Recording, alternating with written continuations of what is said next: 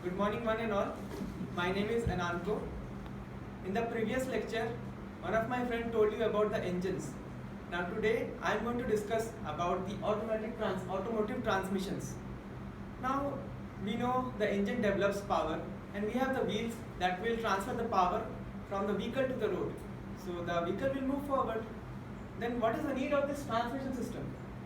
This system, what it actually does is it it connects the engine to the wheels, but isn't it that much simple?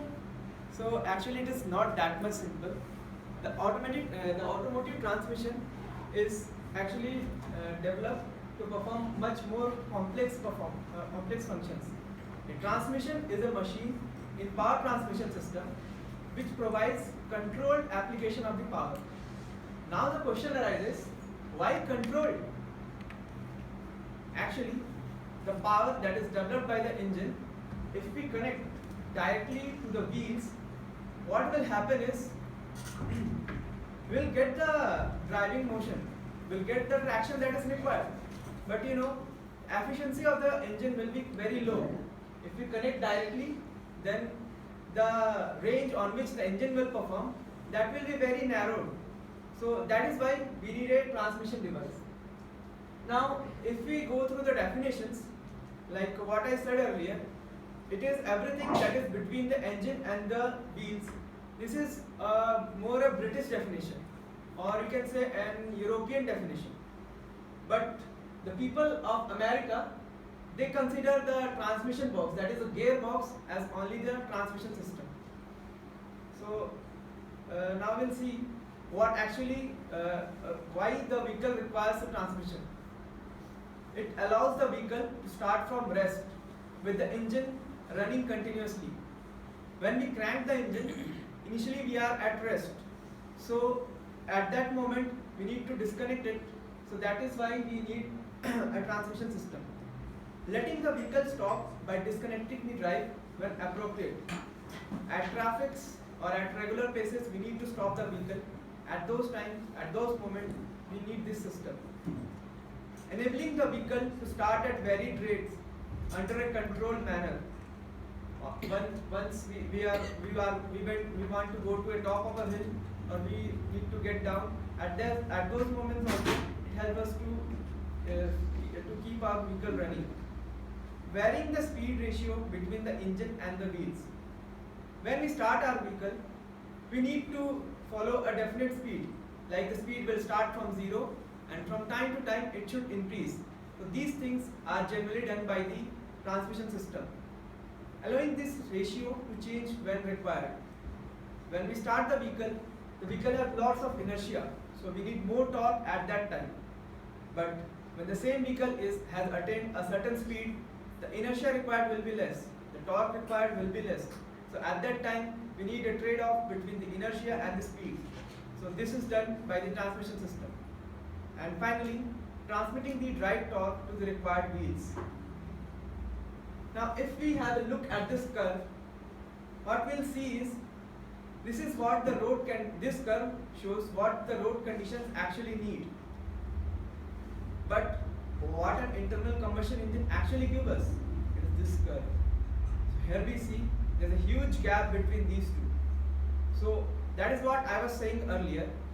If we connect the internal combustion engine directly to the wheels, there is a very narrow range on which the engine will run. So it will be a very low efficiency for us, and moreover the cost of this will also increase because there will be more wear and tear, and we need to change the engines or other parts very frequently. So that is where the gearbox comes to picture. Now this is what the gearbox does. Now you can see these are the gears. Now they reduce the gap between the traction that we require in our driving and what we get from the engine. Now you can see this gap is very much less thanks to the transmission systems.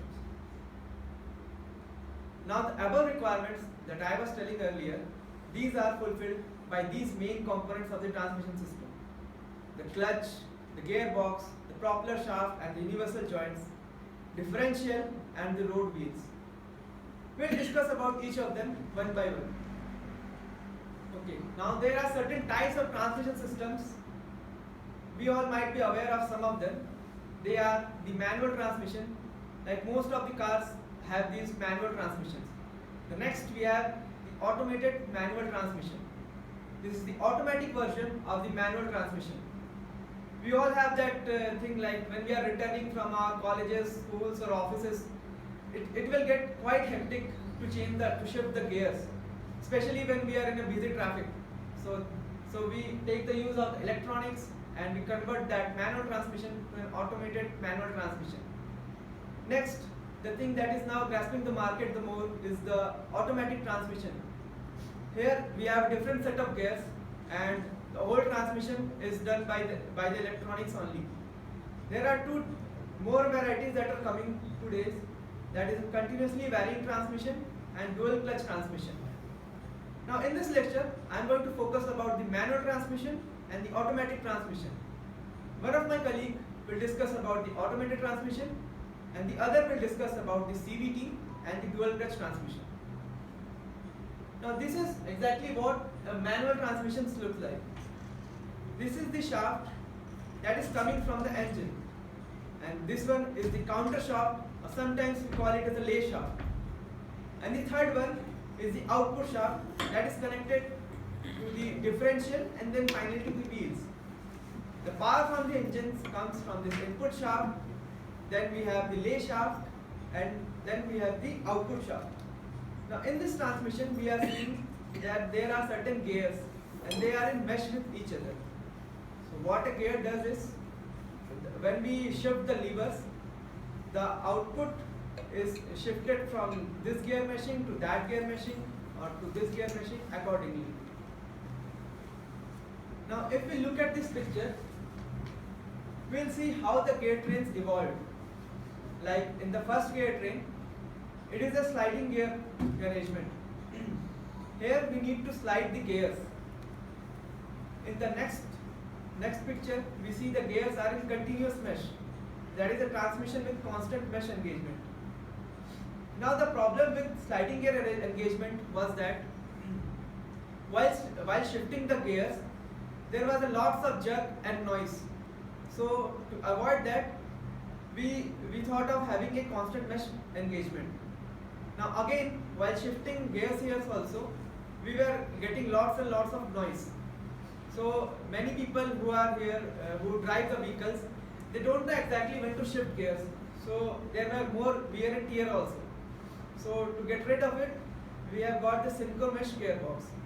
Next, there were many more improvements, like we have a torque converter, we have a multi-plate clutch, then finally we have CVTs and many more.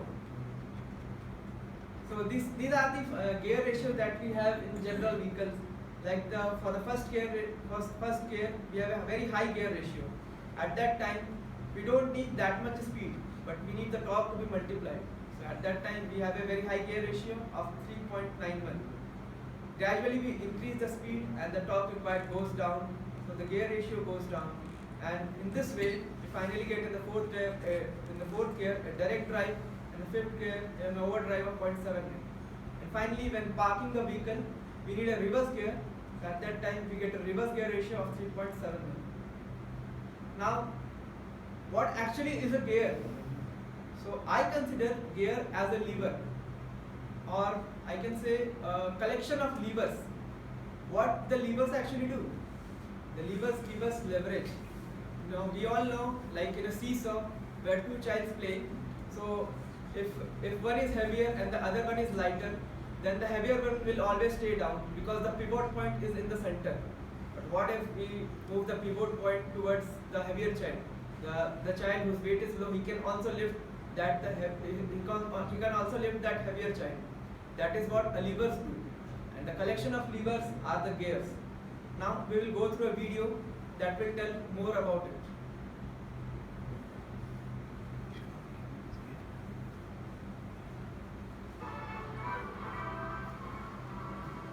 Meet Mr. Archimedes of ancient Greece. Long ago Archie said, "Give me a lever long enough, and I can move the world."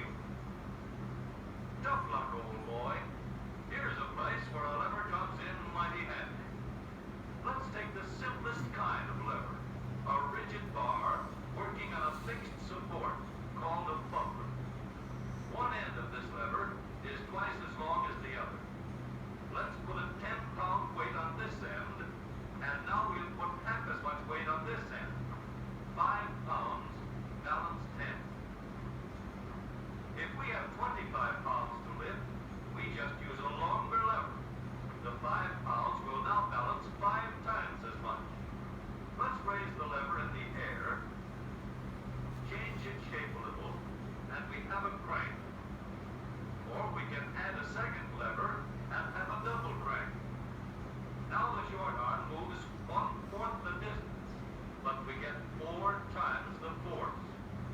If we want continuous motion, we need more arms. Now we have levers that turn. The larger paddle wheel makes fewer turns, but it delivers more force. A paddle wheel is nothing but a never-ending series of levers. We can make the wheels stronger and lessen friction where the wheels touch each other by rounding off the edges and shaping them into teeth that will slide in and out smoothly. Now, the power flows smoothly and continuously through spinning leverage of gear wheels. Gears are made in many kinds and many sizes. Little gears, big gears, worm gears, bevel gears, and even lopsided gears. Over 100 million gears are spinning over the roads in the transmissions of our automobiles. The transmission is located right at the bottom of the gear shift lever. Let's start from scratch and put together a model of the gears that we shift in our motor car. The shaft on the left comes from the engine. The shaft on the right carries the power back to the rear wheels. To connect these two with gears, we'll need another shaft, known as a counter shaft. These two gears carry the power from the engine shaft to the counter shaft and are always connected or in mesh. This gear on the drive shaft going to the wheels is free to turn around the shaft. We'll put it in mesh with another gear on the counter shaft. These gears are always in mesh.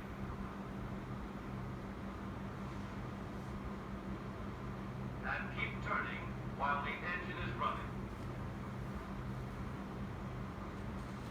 To switch from one set of gears to another, our transmission needs a short shaft like this, known as a clutch sleeve. It cannot turn on the drive shaft, but it is free to slide back and forth. On the sleeve, we'll mount a large gear, which we can shift back and forth to mesh with the small gear in the middle of the counter shaft.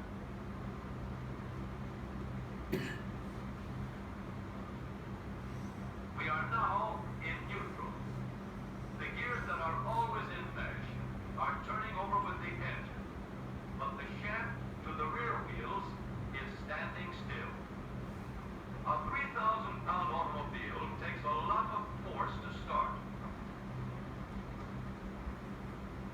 So in low speed, we get the greatest leverage by letting the smallest gear on the counter shaft turn the largest gear on the drive shaft. The engine on this model is running at a constant speed of 90 revolutions a minute. With low gears in mesh, the rear wheel is turning at 30 revolutions a minute, about a third the speed of the engine, but with 3 times the force. The power is going through these gears in the transmission.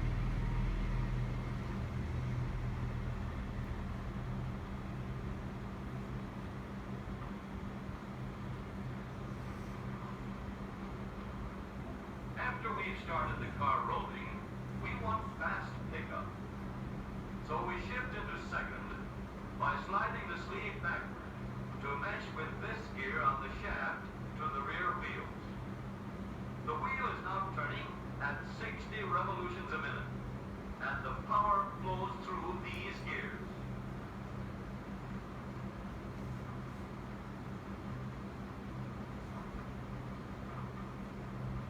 For higher speeds, we let the power go directly to the rear wheels. We shift the sleeve forward so that it meshes with the shaft from the engine. The power travels straight from the engine to the drive shaft.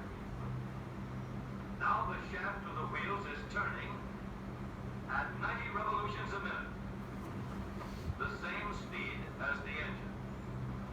But here's a problem.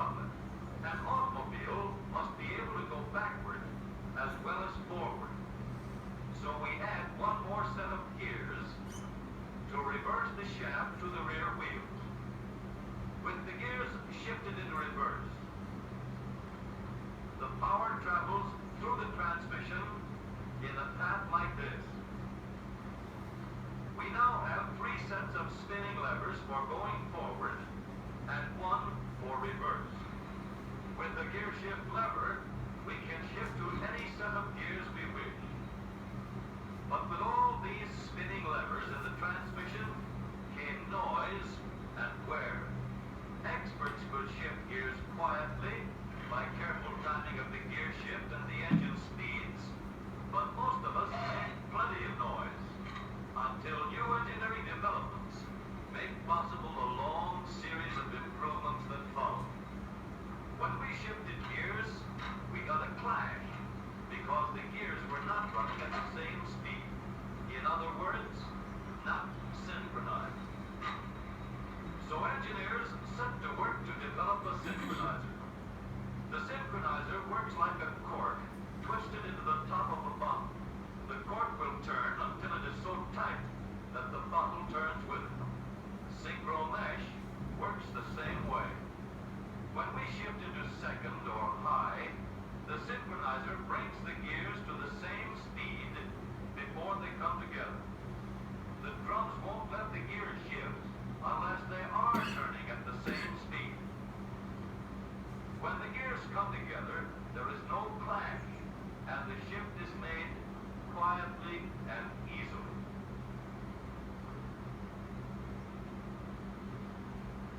In the transmission of the up-to-date automobile, we have a powerful low gear to give us a strong spinning leverage in starting. A fast-turning motor must set the weight of the car in motion. In second speed, we can change leverage to get going fast at the same engine speed. With the leverage of third gear, power goes directly to the rear wheels, and we can go as fast as we want. Now, every driver can shift gears at any time, regardless of speed. Here is a hill that will give us a real chance to see how smoothly and reliably our spinning levers work in our automobile transmission. This driver is going to let her car gain a speed of 60 miles an hour down the hill.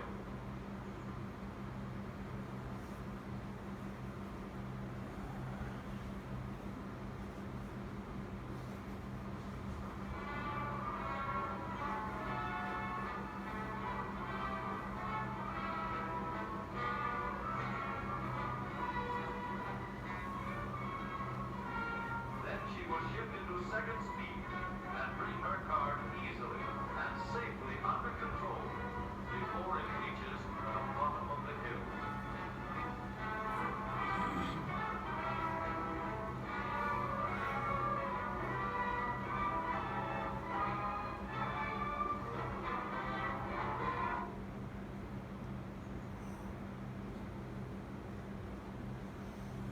So that is the power of the transmission system.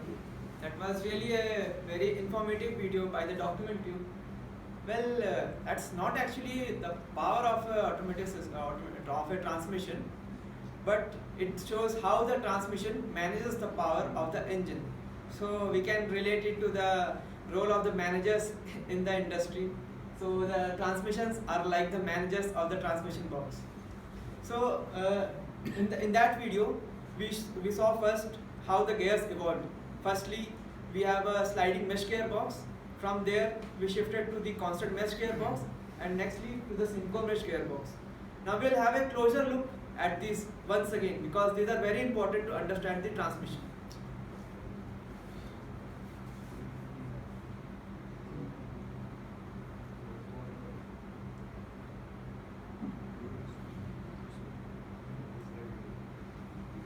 Manual transmission, or simply a gearbox, has been serving automobiles well for many decades. Even today, it's the most popular form of transmission. In this video, we'll give a conceptual introduction on the workings of an actual manual transmission with a reverse gear. The basic question is why transmission is required in an automobile. The power generated by the engine flows through the transmission before it reaches the drive wheels.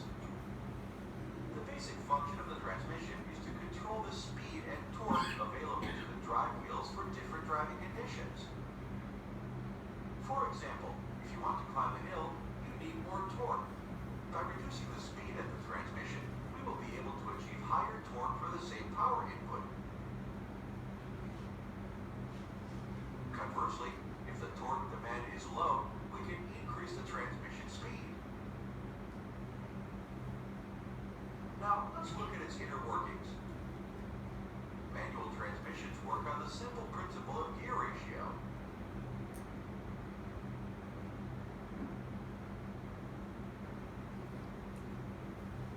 A basic transmission mechanism is shown here. Here, the input and output shafts are connected through a counter shaft.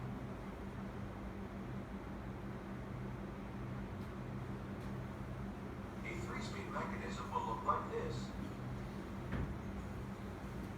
It is clear that just by sliding the gears, we can achieve different transmission ratios.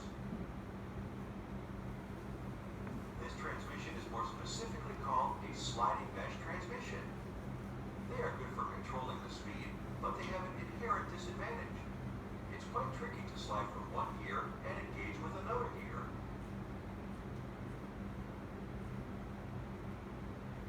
The constant mesh transmission permanently solves this problem. Here, the gears are always in mesh, but with a major difference. Here, the output gears are loosely connected to the shaft. If we connect only one gear to the shaft at a time, the shaft will have the speed of the connected gear. With the help of a hypothetical connector, different gear ratios are illustrated here.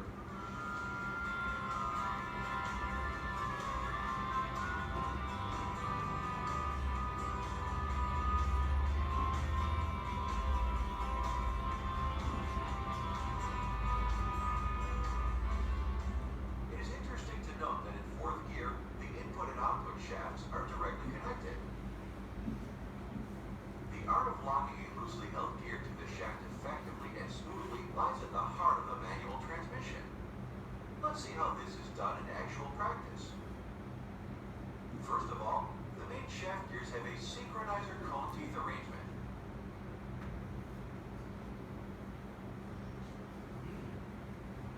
A hub is fixed into the shaft.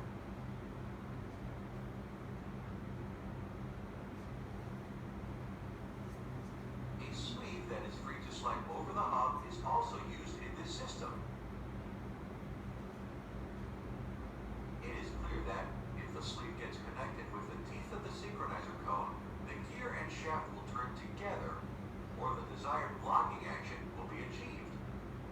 But during the gearbox operation, the shaft and gear will be rotating at different speeds, so such a locking action is not an easy task. A synchronizer ring helps to match the speed of the gear with that of the shaft. The synchronizer ring is capable of rotating along with the hub, but is free to slide axially. Before moving the sleeve, the clutch pedal is pressed. This way, power flow to the gear is discontinued. When we move the sleeve will press the synchronizer ring against the cone.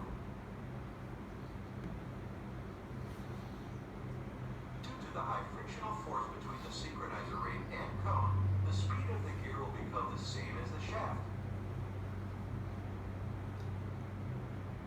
At this time, the sleeve can be slid in further and it will get locked with the gear.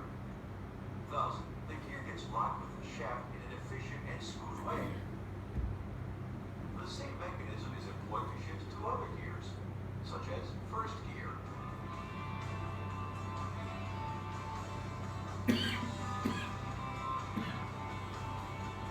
Third gear. And fourth gear.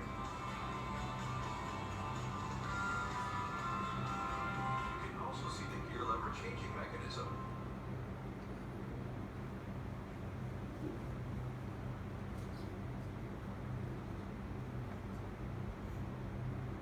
A fifth gear is used to turn the output shaft at a higher speed than the input shaft.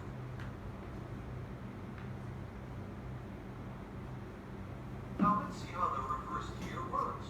The reverse gear uses a three-gear arrangement, as shown. Out of those, one is the idle gear.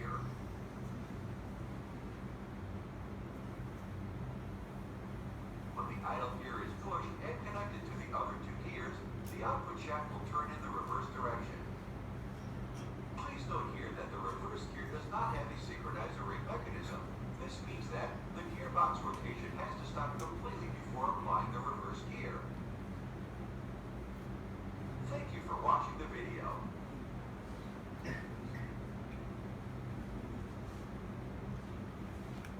So as we saw in the video, for the reverse gear, different shaft is introduced, and that shaft don't have a synchro mesh gearbox.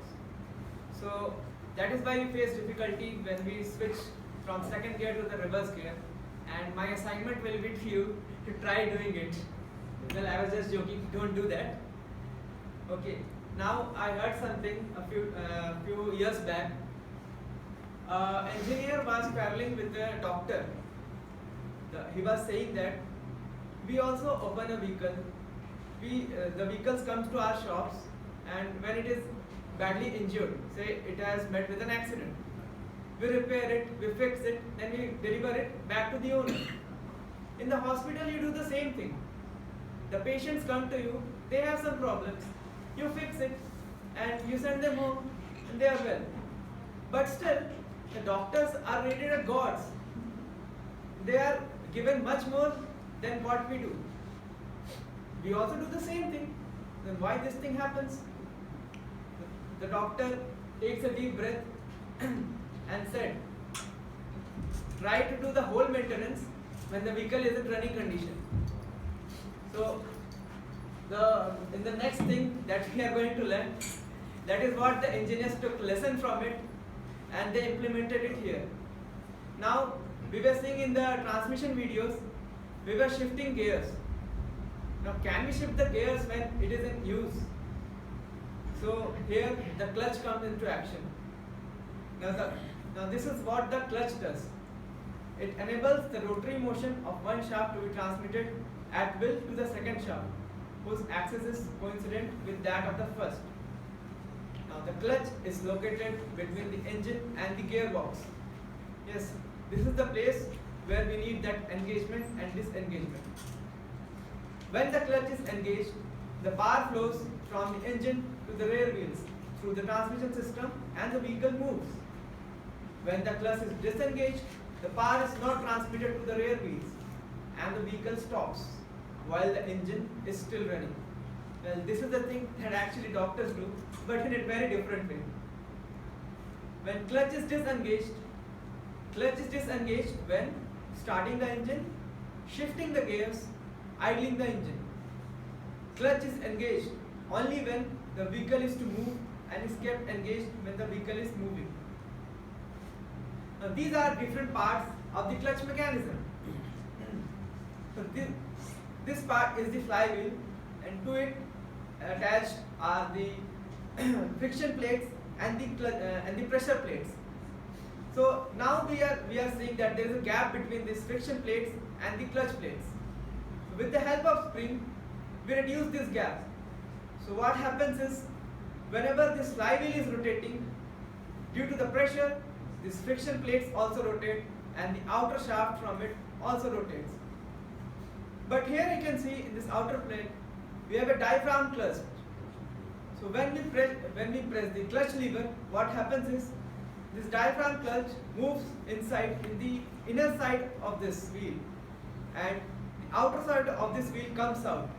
In this way, the pressure between the clutch plates and the pressure plate decreases, and there is a gap between these two, and due to which the power transmission from the engine is disengaged from the transmission system.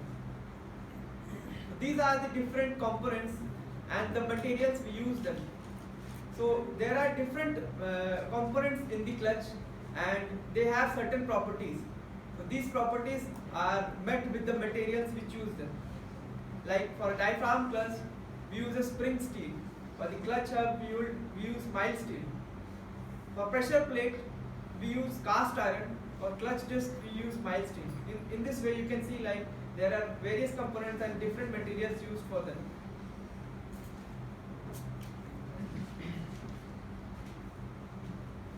Now the functions of a clutch. to permit engagement or disengagement of the gear when the vehicle is stationary and the engine is running. This is the case when we just start our vehicle. At that time we crank the engine but we are in neutral. So at that time it is the clutch that helps us in doing it.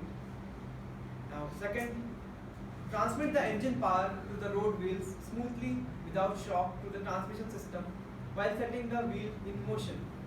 So again when we shift to the first gear, then we'll again get a jerk, because from zero velocity we'll be moving to say 5 kilometers per hour. So there will be a jerk. So this is done by the clutch system. So it reduces the shock. And the third function, to permit the engaging of the gears when the vehicle is in motion without damaging the gear wheels. This is the thing when we need to shift gears from first gear to the second and thereon. Now the principles of operation of a clutch. Yes, the principal operation is based on the friction. Friction, as we say, it was the birth of science. So here we use that friction. When two friction surfaces are brought in contact with each other and they are pressed, they are united due to friction between them. As I told you here we have a pressure plate and the clutch plates. So when they are pressed against each other, there is a friction between them, and due to which both of them start moving with the same velocities. So it is the friction that makes them do so. The friction between the two surfaces depends upon the area of the friction, the pressure applied upon them, and the coefficient of friction of the surface materials. Here, one surface is considered as a driving member and the other as a driven member. Now we'll see a video to get the working of this.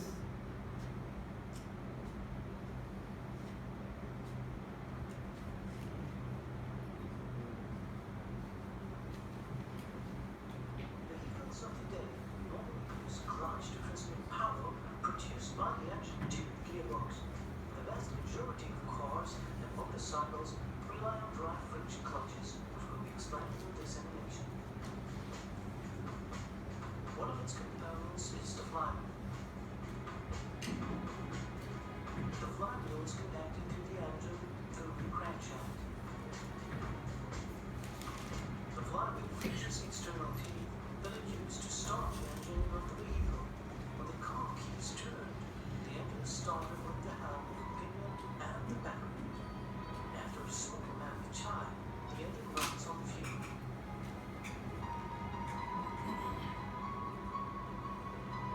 The flywheel is equipped with a friction surface.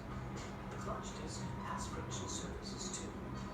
When the friction surface of the flywheel and the friction surface of the clutch disc are brought into contact with each other, the clutch disc rotates.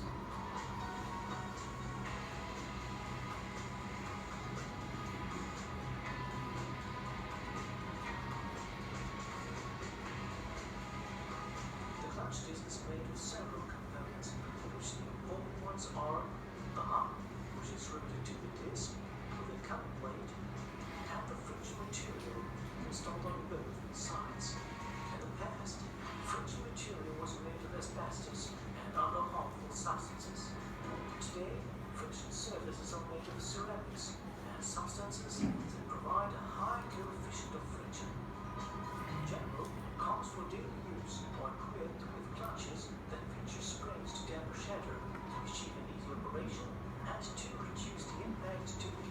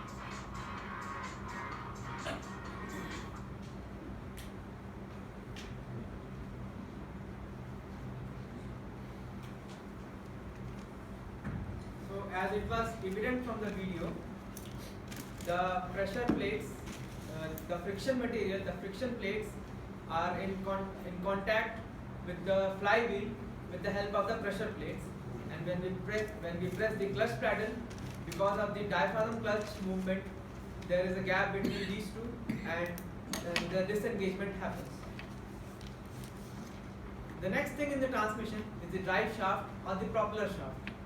A drive shaft is a mechanical component for transmitting torque and rotation, usually used to connect other components of a drivetrain that can't be connected directly because of distance or the need to allow for relative movement between them. These are generally seen when the engine is in the front side of the vehicle and we need a rear wheel drive or a four wheel drive, or the engine is in the rear side and we need a four wheel drive. So here we see that the engine is placed at a different location at a different height, but to connect it with the differential and then to the wheel, we need a shaft to connect them. So at that point we need a drive shaft, and with that drive shaft we need some universal joints so that we can fix the height adjustments. We can do the height adjustment. Next thing is the differential gears. Here, when we see a bullock cart that actually don't have a differential, so while negotiating a turn, what happens is the inner wheel skids on it and the outer wheel rotates. So here we have a loss of energy and the wheels wear out. So that is when the differential gears comes into action. The wheels receive power from the engine via drive shaft. The wheels that receive power and make the vehicle move forward are called the drive wheels. Like suppose we are having a rear wheel drive vehicle with the engine mounted in front. So the wheels are on the wheels which need to be powered on the rear side, and the engine is in the front side, so we need a connection between them. So the drive shaft and the universal joint bring the power to the differential gear. Now see what the differential does. The main function of the differential gear is to allow the drive wheels to turn at different speed while both receiving power from the engine. So what happens here is, this is the propeller shaft from where the engine power is coming. Now we have a big crown wheel that is coupled with this propeller shaft. So with this propeller shaft rotating, we have this crown wheel rotating. Now to the crown wheel is attached a rotating cage. This cage has two small gears. So when this crown wheel is rotating, this cage is also rotating. And if suppose these gears are not rotating on their axis, but they are revolving along this shaft, this outer shaft, or we can say they are rotating with this crown wheel, and there is no rotation in the small gears, then the other bevel gears, this large gears, they will rotate. These two gears will rotate at the same speed. So this is the case when the vehicle is moving in a straight line. So at the straight line, there will be no rotation for the small gears. The small gears will rotate about the outer shaft axis, but they will not rotate about their own axis. Now to get a closer look at the working of a differential, we'll look on a video.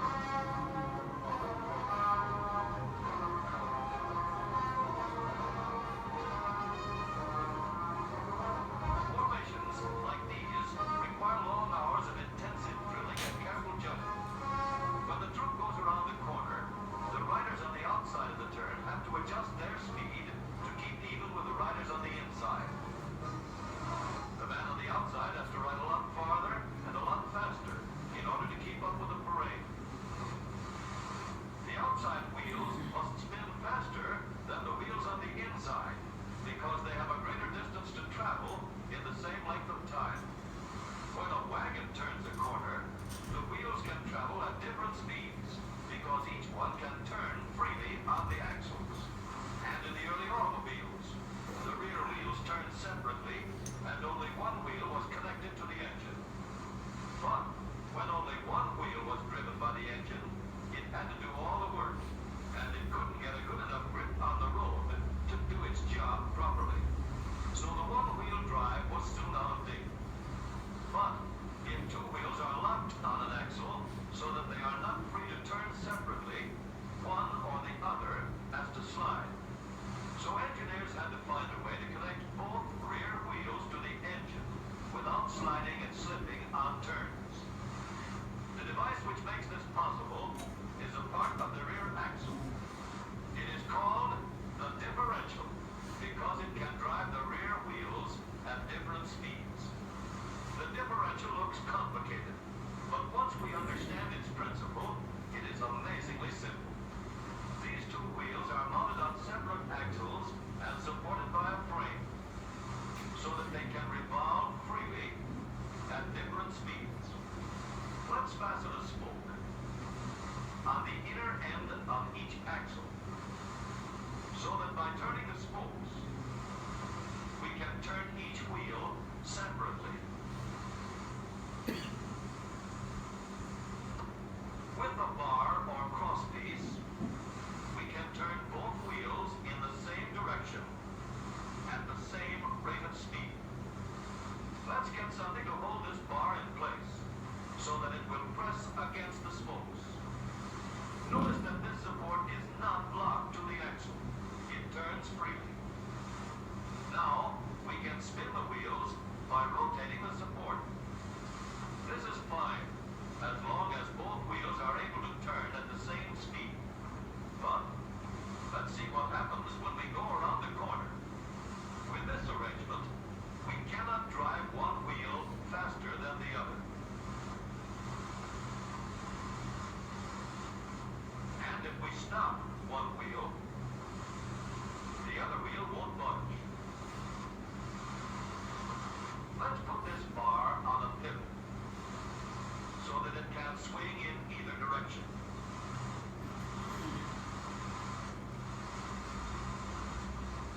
Now, the bar can still turn both wheels at the same speed.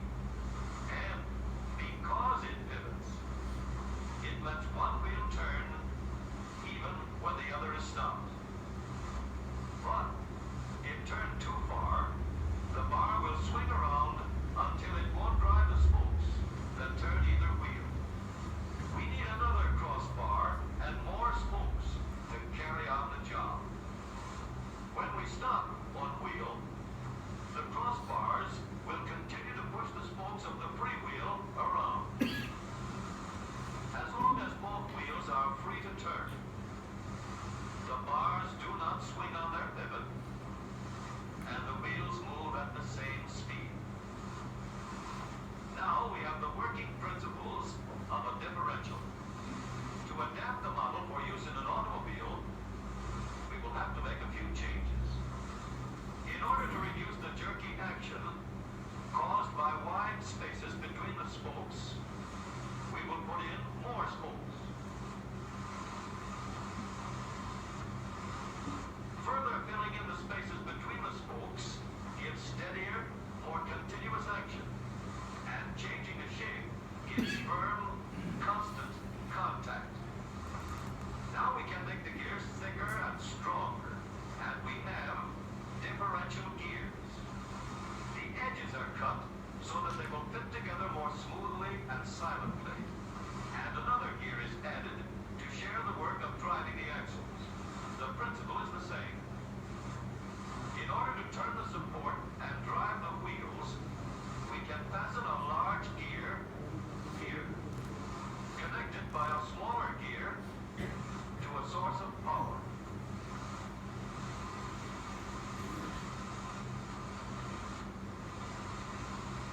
Notice that the power is connected to the differential at the center line. We can make our model more compact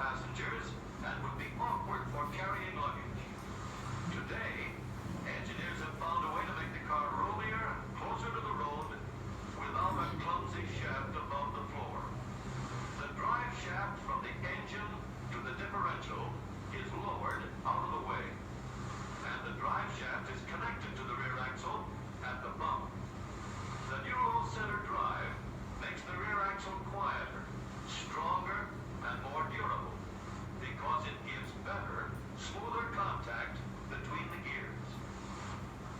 The automobile of today, with the low center drive, is stronger and more rugged.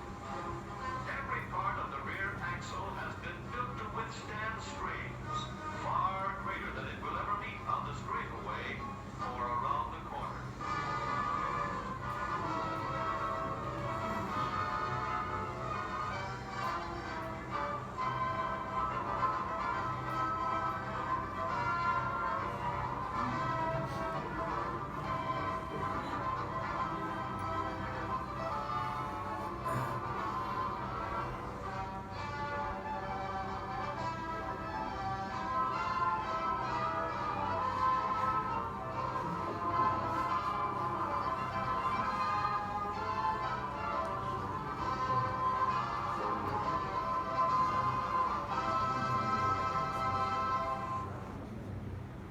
So that was really an informative video about the differential.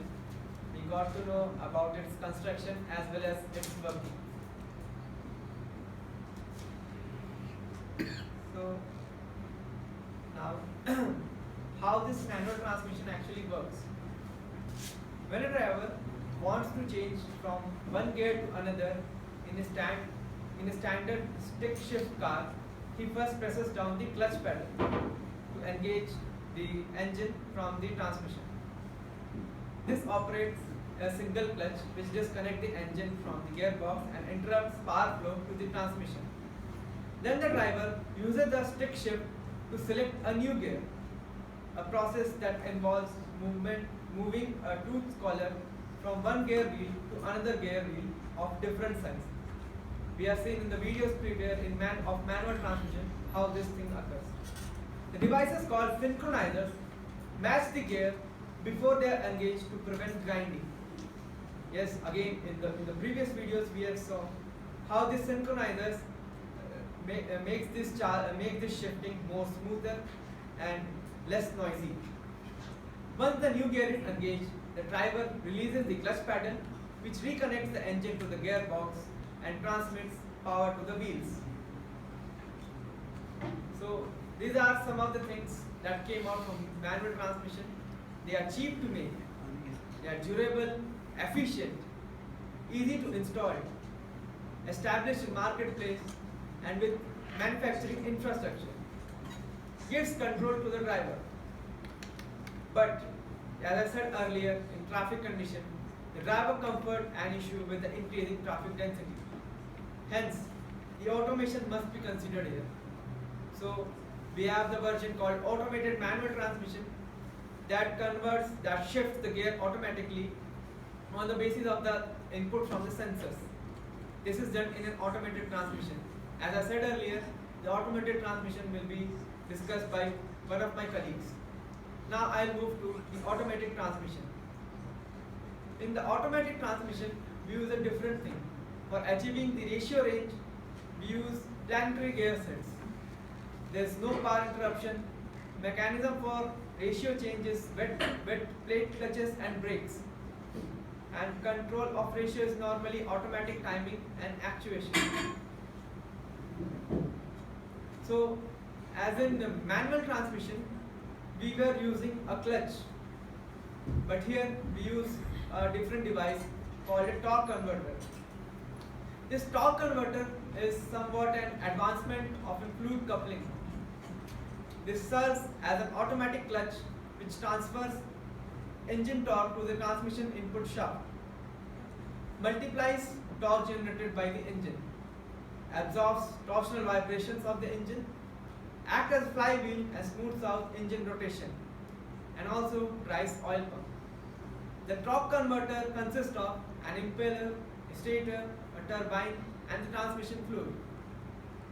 This is the construction of a torque converter. As we can see on your left, you will see this is the impeller shaft. As it rotates, the transmission fluid comes towards the outer side because of the centrifugal force, and this fluid will go to the turbines, and this will make the turbines to rotate. The impeller is connected to the input shaft and the turbine is connected to the output shaft. So the transmission oil, when it goes from the impeller to the transmission to the turbine, the turbines will start rotating. Now, and once the turbines start rotating, the oils will go from outside to the inside and finally back towards the impeller. Now, while they are returning back to the impeller, this is the thing that separates a torque converter from a fluid company. A stator is introduced here. The vanes of the stator are designed in such a way that they convert the direction of the motion of the fluid at around 90 degrees, and this helps us in getting the torque that we require. Now we'll have a look at the video for a torque converter of its working.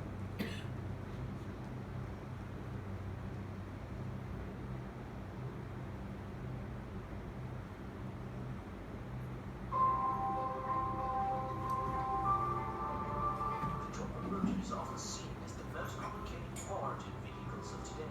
It is, however, a very important component of automatic transmissions. This animation explains the theory behind this complex component. The first part of the torque converter is the impeller. It has curved blades and is filled with fluid.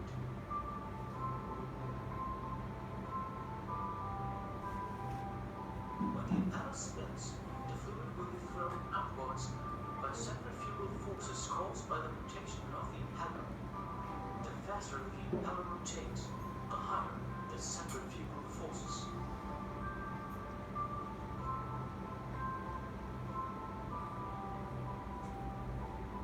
The turbine is situated opposite to the impeller. In fact, you could say that the turbine is an impeller rotated by 180 degrees. The fluid flow from the impeller is directed over the blades of the turbine, so the turbine rotates. The blades colored red are those of the impeller, the yellow ones are those of the turbine. Here, we can see that the yellow blades of the turbine are much slower than those of the impeller, because, for example, torque conversion and energy losses between impeller and turbine take place. Let's have a closer look on the flow of the fluid. The fluid in the impeller is forced outwards due to centrifugal forces and transmits the energy to the turbine.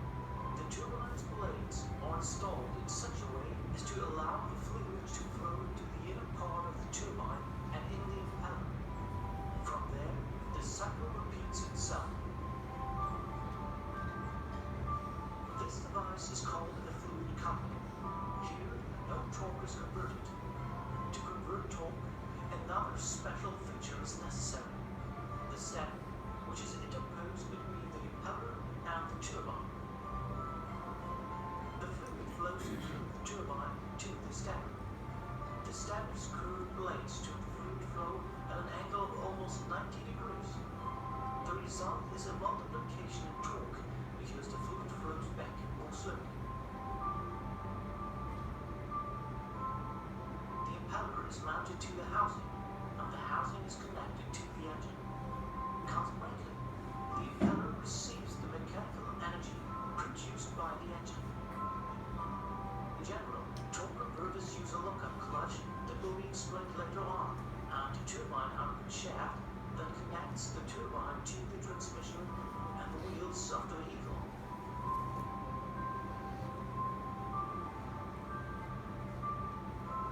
Torque converters have 3 stages of operation. The first phase is called stall. Here, the engine applies power to the impeller, but the turbine does not rotate because the driver keeps his or her foot on the brake and traffic lights, so the vehicle does not move. The second phase is called acceleration. It takes place when the traffic lights turn green. The brakes are not applied, and the driver presses the accelerator pedal. Consequently, the impeller rotates faster, but there is a relatively large difference between impeller and turbine speed. Under this condition, the converter produces torque multiplication. For acceleration, this torque multiplication is needed. The third phase is called coupling. The vehicle moves fast. The turbine has reached approximately 90% of the speed of the impeller, and the torque multiplication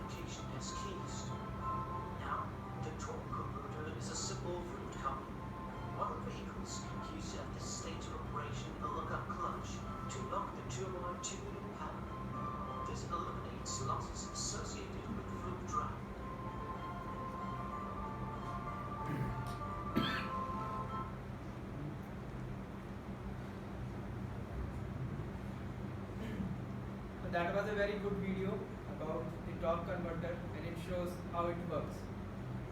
Now the output from the torque converter in an automatic transmission goes to these epicyclic gear trains. So as we see in the manual transmission, we used to have two shafts. One is the input shaft, and the lay shaft or the counter shaft, and then the output shaft. On this shaft we used to have gears, but in automatic transmission we have a complete different thing. We have this planetary gear sets. The main parts of this planetary gear sets are the sun gear. As you can see, it resembles very much like our planet system. That is why it is called a planetary gear set, and it is named accordingly like that only. In the center you can see a big gear, that is the sun gear. Then we have the planet carriers, which holds the planet gears. Besides the sun are three small gears. These are called the planet gears, and they are connected with each other with the planet carrier.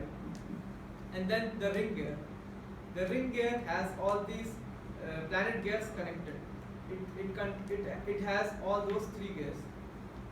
Now bands to lock part of the gear sets. In epicyclic gear trains, we have certain conditions when the ring gear rotates. Now we need to restrict the rotation of the ring gear in one direction. Let's say we don't want the ring gear to rotate in anti-clockwise direction.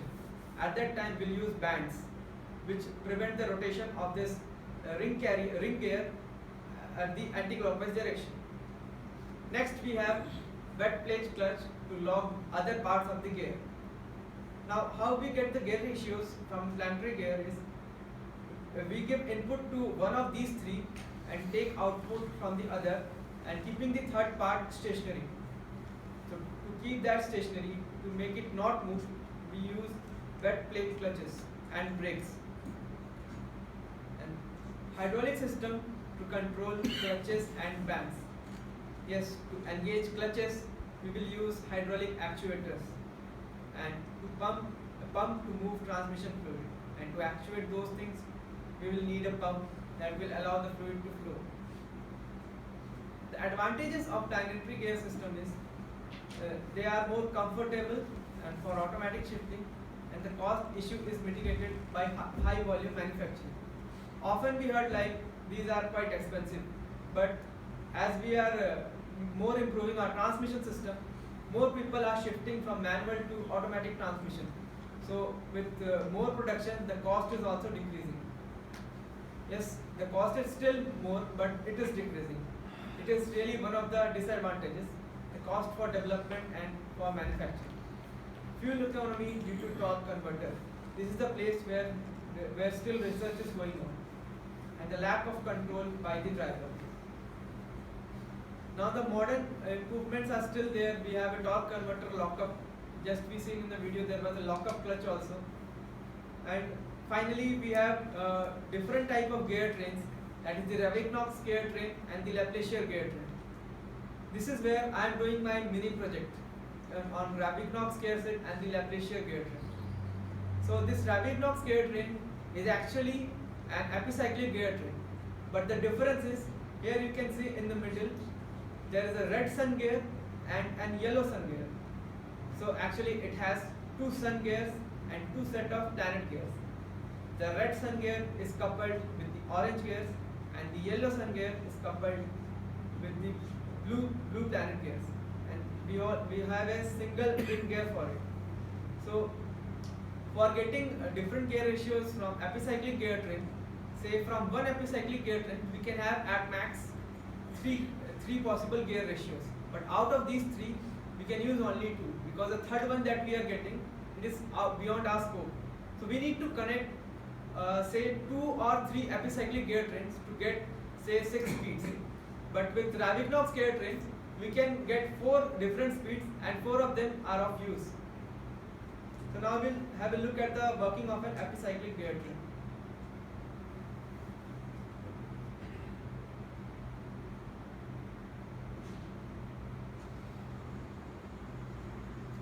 Single planetary gear sets operate under certain laws, 5 in all, to achieve various drives on vehicles. Let's review the 5 laws that govern these drives.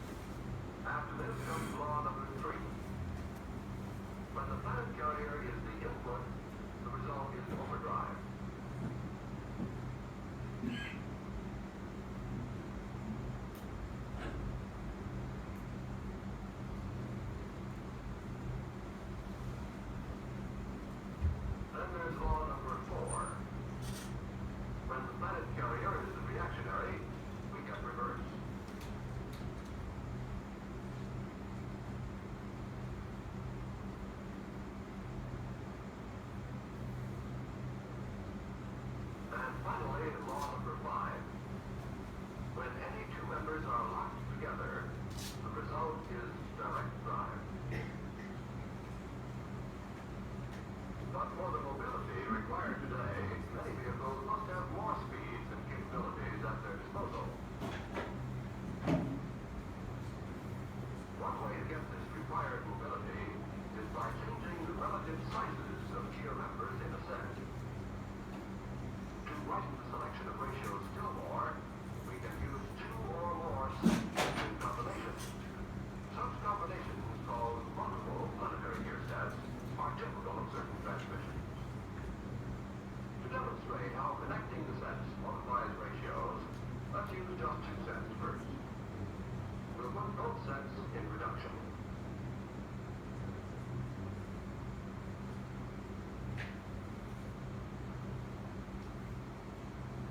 One set has a ratio of 3 to 1, and the other a ratio of 4 to 1. Therefore, we get a total reduction of 12 to 1. This is the lowest speed.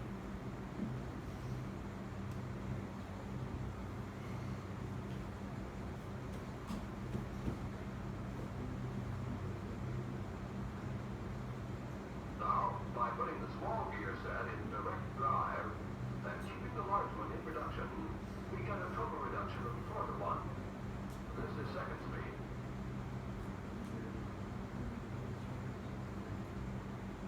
By putting the small set in reduction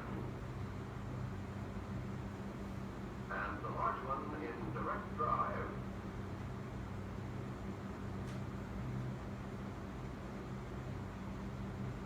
we get a 3 to 1 reduction, or third speed.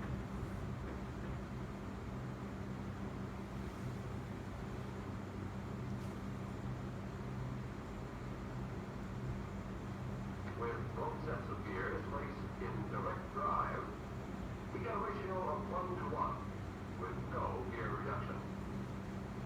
That's fine for forward, but vehicles have to back up too. How do we get reverse? Well, to our two sets, we could hook up a simple reverse set. With the planet carrier made reactionary by a band, this would give us reverse. We could also transmit forward through the simple reverse set by putting it in direct drive.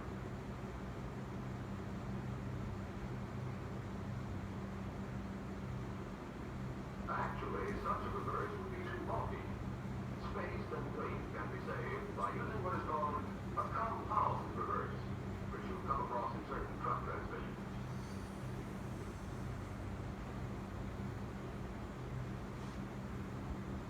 With our compound reverse model, let's keep in mind that this is our front set, this is the intermediate set, and this the reverse unit. To see how this works, let's build up the compound reverse unit step by step.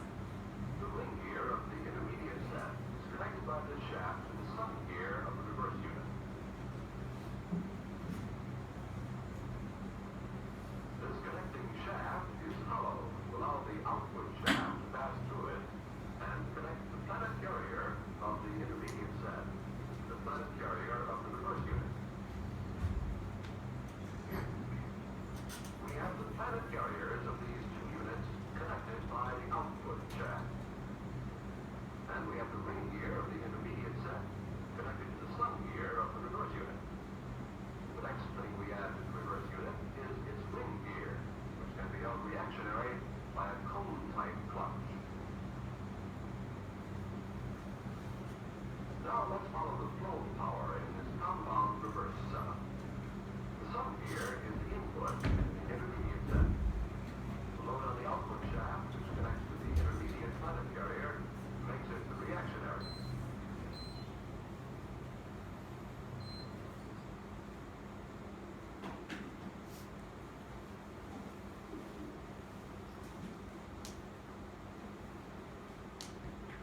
With this planet carrier reactionary, the intermediate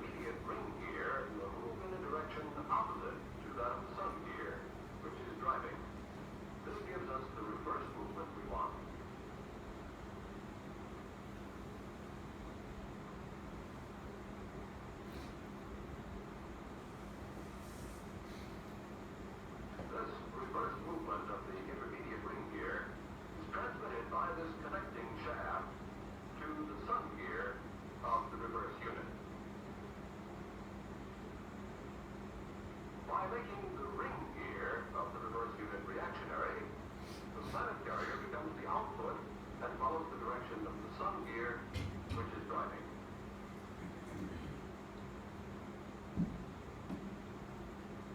The reverse planet carrier transmits the reverse through the output shaft to the wheel.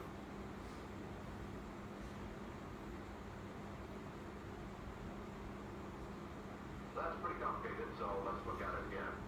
Remembering that the reverse actually takes place in the intermediate set, with the input, the sun gear. The planet carrier, controlled by the load on the output shaft, causes the ring gear to turn in a reverse direction.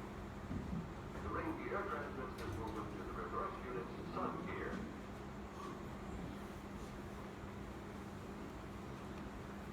Locking the ring gear in the reverse unit gives the reverse planet carrier, which is now the output, no other course but to follow the sun gear's reverse direction. Thus, the output shaft and the wheels also turn in reverse, and our vehicle backs up.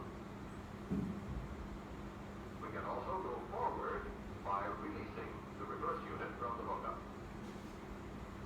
We place the intermediate set in reduction and keep the front set in reduction.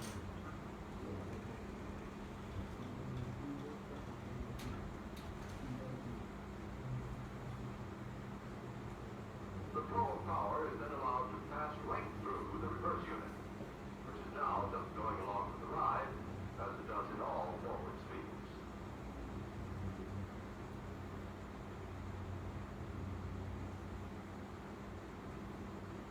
Talk about going along for the ride. In this truck, the driver might be doing just that, because the combination of planetary gears and hydraulic controls does most of his work for him.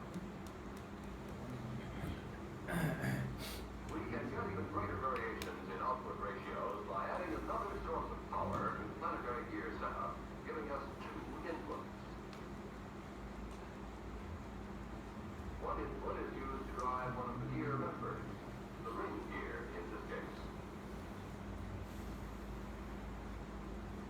This input is run at a fixed speed. The other input is hooked up to the sun gear, and its speed can be varied.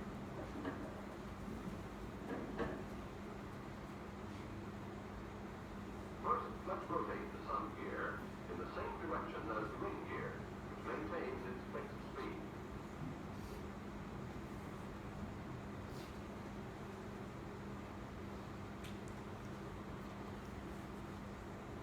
By the use of indicators, we will see the various speeds.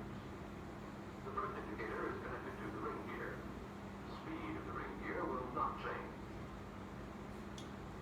The second indicator is connected to the sun gear.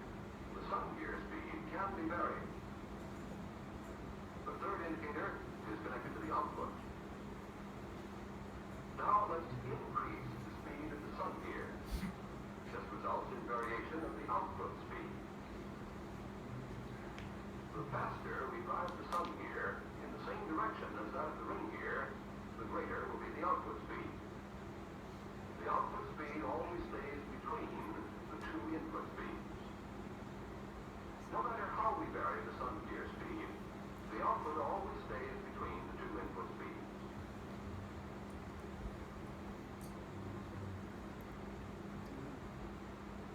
Now let's see what takes place when we rotate the sun gear counter to the ring gear's direction. We'll keep the ring gear speed constant and vary the sun gear speed.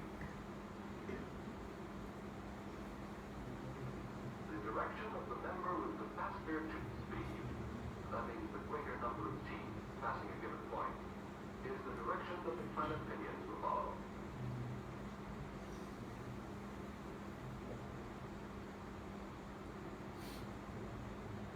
Consequently, that's the direction the output shaft rotates.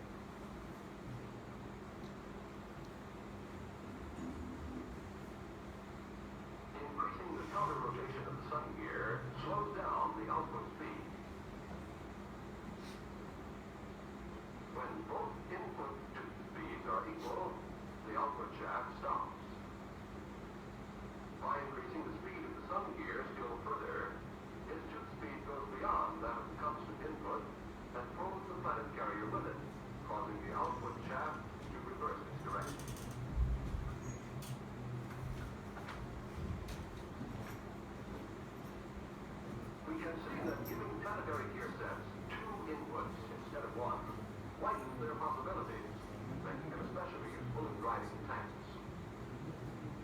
For instance, this tank uses the two-input principle on its two planetary gear sets, one for each track. A mechanism called the differential controls the speed of the second input and facilitates steering by transferring power from one track to the other. In this way, the steering differential permits one output to be speeded up while the output on the other track is retarded.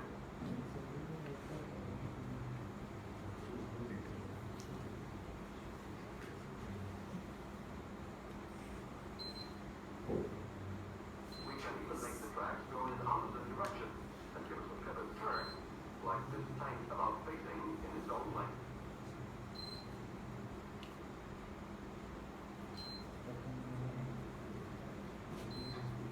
Look how easy and effortless driving can be with hydraulically controlled planetary gear sets.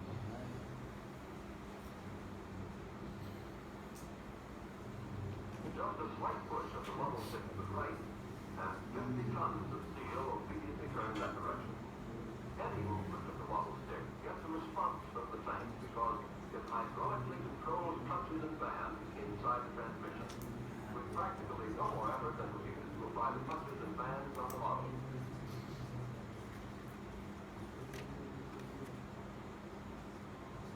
No matter how complicated the hookup of the actual planetary gear sets may appear, just remember that basically it's only a number of simple sets arranged together.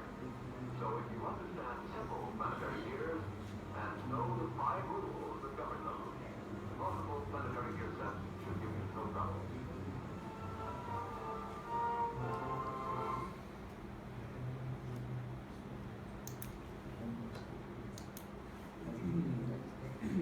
So that was really a long video. Thank you for your patience. But yeah, it was really informative. Basically what it says is how to connect the 2 or 3 epicyclic gear trains.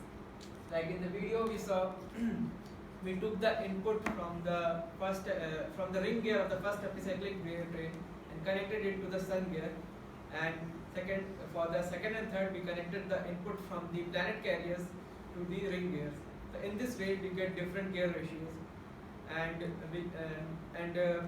the complex that it looks from inside, when we sit inside a car, there is nothing, just we need to push the lever for forward, for reverse and for neutral.